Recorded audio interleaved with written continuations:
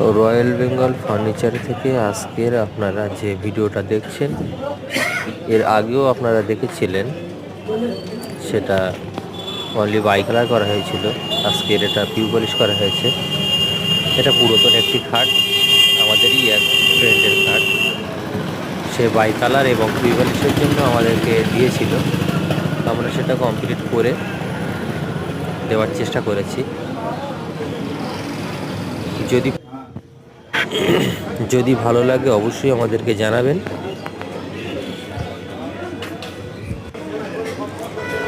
Royal Bengal furniture থেকে অসংখ্য ধন্যবাদ সবাইকে।